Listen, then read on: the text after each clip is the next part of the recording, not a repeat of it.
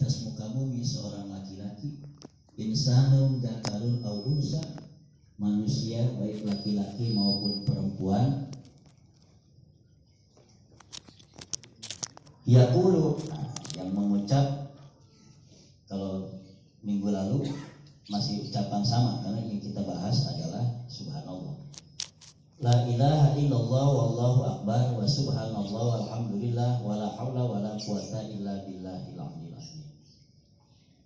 Ucapannya yaqulu la ilaha illallah wallahu akbar wa subhanallah walhamdulillah wala haula wala quwata illa billah. Orang yang ngucap itu, kata Nabi, di atas bumi, illa, kecuali gufirat junubuhu, kecuali akan diampuni dosanya oleh Allah, walau kanat mislu jabadil bahri, sekalipun walau kanat pilkas roti, di tafsirnya, sekalipun keadaan dirinya itu banyak dosanya itu mislu jabadil bahri, seperti buih di lautan. Artinya aywahwa ma ya'lu ala wajhihi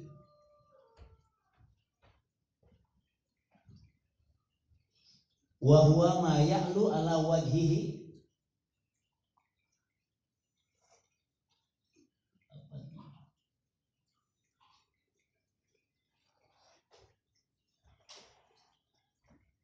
indah hijanihi, saking banyaknya dosa, melebihi daripada dosa-dosa orang lain, yang orang lain memiliki dosa banyak, dia dosanya lebih banyak. Tapi dengan mengucap la ilaha illallah wallahu akbar wa subhanallah walhamdulillah wala haula wala quwata illa billah, maka orang ini sekalipun dosanya sebanyak buih di lautan, maka akan diampuni oleh Allah Subhanahu wa ta'ala. Berarti ucapan subhanallah, terutama setelah kita sholat 5 waktu, yang kita ucap alhamdulillah, Allahu akbar, subhanallah, gitu ya, 33. Nah itu harus kita biasakan agar kita menjadi bagian dari orang yang memang kita sadar memiliki dosa, sehingga dosa kita diampuni Allah Subhanahu wa ta'ala. Wa qala sallallahu alaihi wasallam, bersabda lagi Nabi, man qala subhanallah wa bihamdi fi yaumin mi'ata marrah, siapa yang mengucap lafaz subhanallah wa bihamdi fi yaumin, dalam sehari, mi'ata marrah, 100 kali. Ngucap 100 kalinya, ay walau mutafarriqatun, sekalipun dipisah-pisah. Berarti 100 kali, enggak sekaligus dia ucap 100. Misalnya 10 dulu, ntar dia ngerokok dulu, ngopi dulu kali, dia tambah lagi 10, berarti mutafarriqatun. Hatat khotayahu, maka hatat itu runtuh, copot, lepas hatat.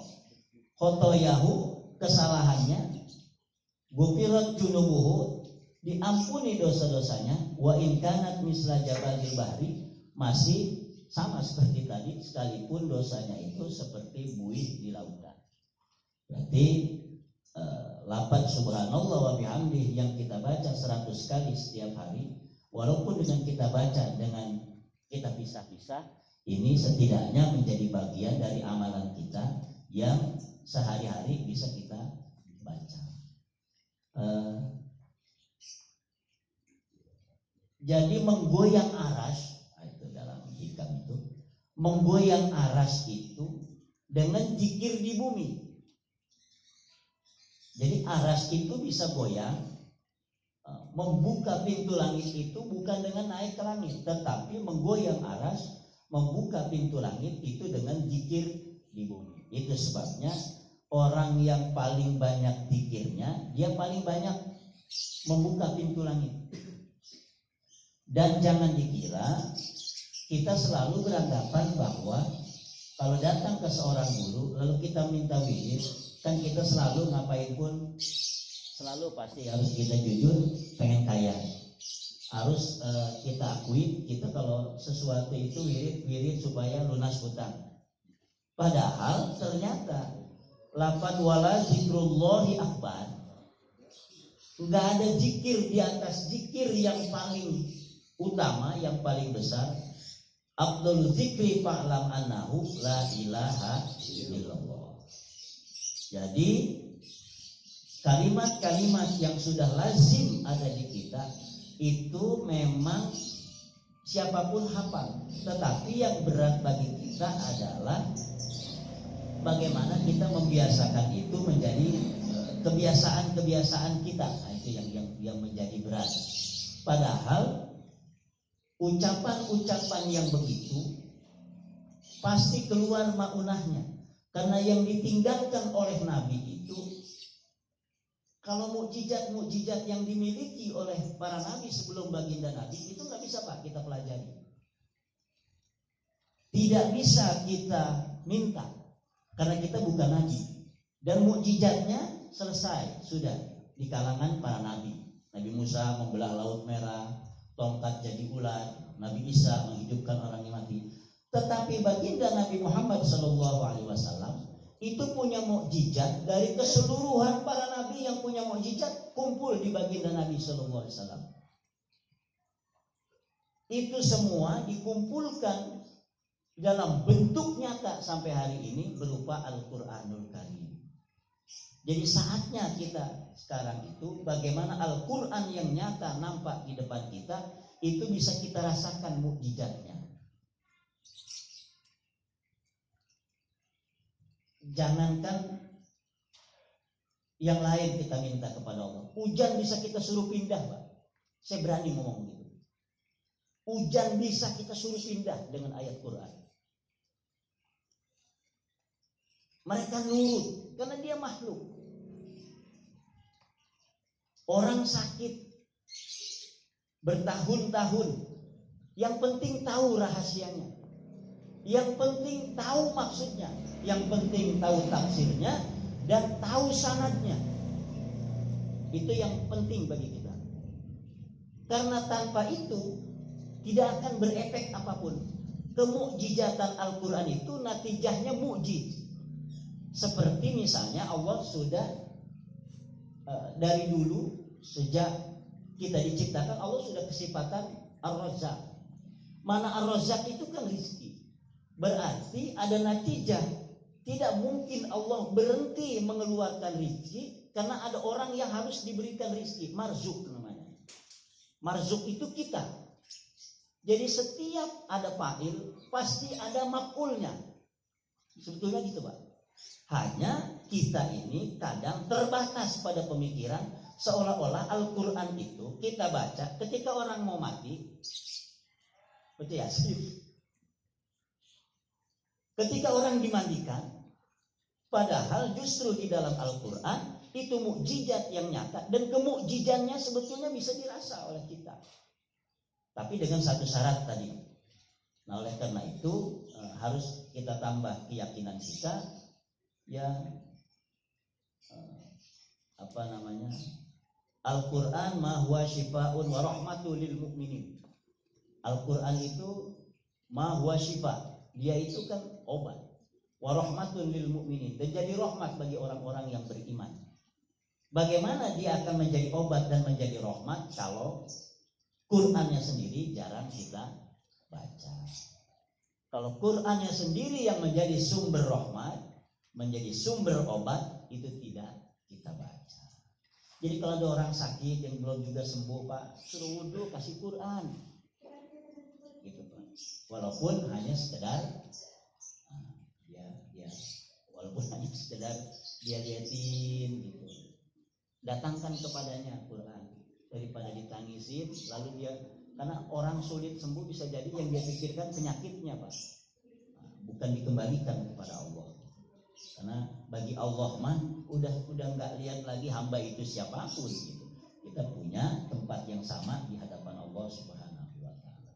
Saya kira itu salah satu bagian dari hikmah kajian kita pada ini. Mudah-mudahan Allah Subhanahu wa taala melimpahkan karunia-Nya berupa hidayah sehingga kita termasuk orang-orang yang selalu banyak zikir kepada Allah, menjadi orang-orang yang bisa merasakan maknanya dari apa yang Allah sudah berikan kepada kita, sehingga mudah-mudahan ini menjadi hikmah bagi kita bahwa ternyata dengan Al-Quran, ternyata dengan zikir, ternyata dengan kalimat Allah, bukan hanya dosa kita yang dihapus oleh Allah, tapi dari lisan kita juga lahir kebaikan-kebaikan yang bisa dirasakan, bisa bermanfaat bagi orang lain. Saya kira itu mudah-mudahan ada manfaatnya. Minggu depan kita sekali-sekali kita pindah ke Baitul Arif, ke Masjid Baitul Arif, mengingat kita butuh doa di sana, kita zikir juga karena pembangunan yang sedang berlangsung. Nah, itu supaya ini bisa kita sama-sama nanti di sana. Mudah-mudahan dengan cara Allah, karena ngecor tiang itu sudah butuh biaya yang sangat tinggi, dan RAB, rencana anggaran biaya berdasarkan hasil gambar, kita butuh 2,6 miliar untuk lantai atas. Ya emang masjid Pak, jadi jangan dipikirin dari mana, ya dari mana aja terserah Allah. Itu kalau berdasarkan hitungan yang di rancangan anggaran biaya, totalnya adalah 2,6 miliar. Dan sekarang masjid itu hampir sudah mendekati 1 miliar Pak, mau dari manapun gitu. Kalau saya ingat-ingat dari awal hari Selasa di bulan Sya'ban kita meletakkan meneruskan bangunan, karena tiang saja waktu itu di bawah, tiang bawah saja yang lebih kurang ada 22 itu sudah menghabiskan Pak Ranu bilang 100 juta baru tiang saja. Berarti alhamdulillah bawahnya sudah bisa digunakan, atasnya apalagi. Juga mohon doanya supaya di samping masjid itu juga saya berniat untuk membangun 3 lantai asrama. Mudah-mudahan anak-anak kita yang sedang belajar, dan memang gratis, tapi makan jajan kok sendiri. Tahun ini insya Allah kita tambah. Mudah-mudahan apa yang sedang dilakukan, saya ketemu orang ini dan itu, mudah-mudahan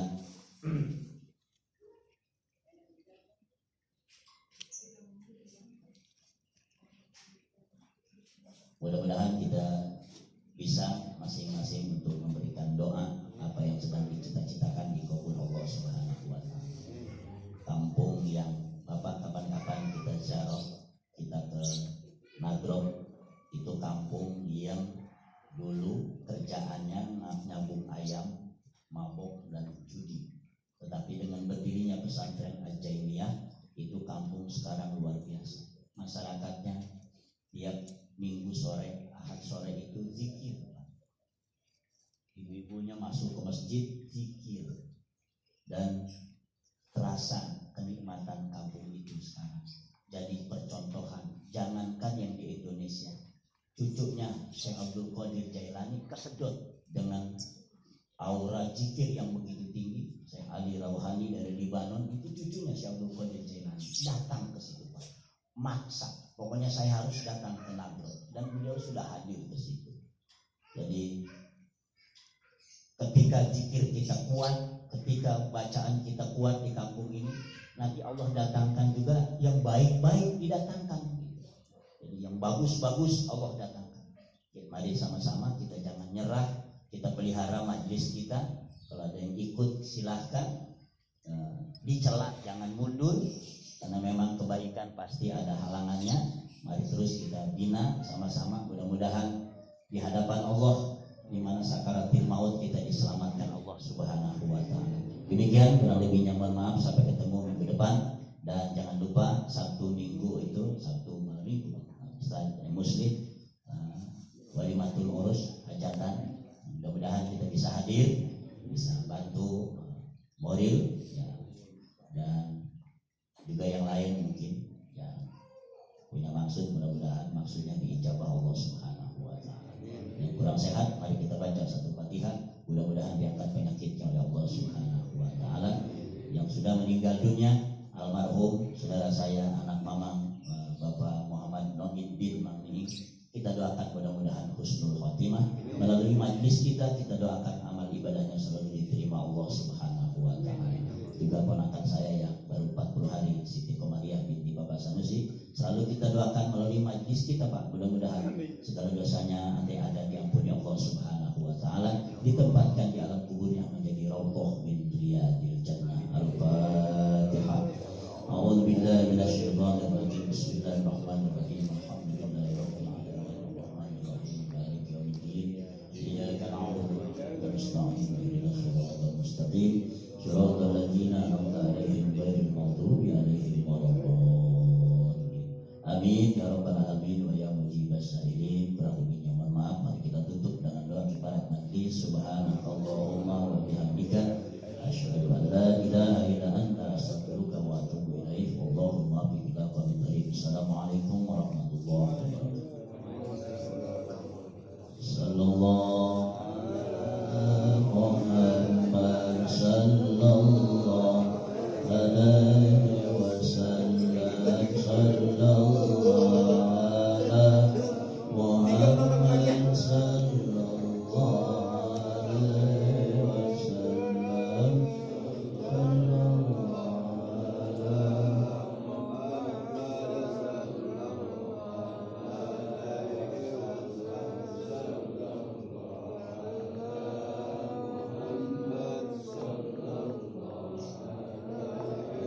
Wasallam sallallahu ala Muhammad sallallahu alaihi wasallam. Langsung nyadap. Sallallahu alaihi wasallam. Sallallahu ala Muhammad sallallahu alaihi wasallam. Sallallahu ala Muhammad sallallahu alaihi wasallam. Sallallahu ala Muhammad sallallahu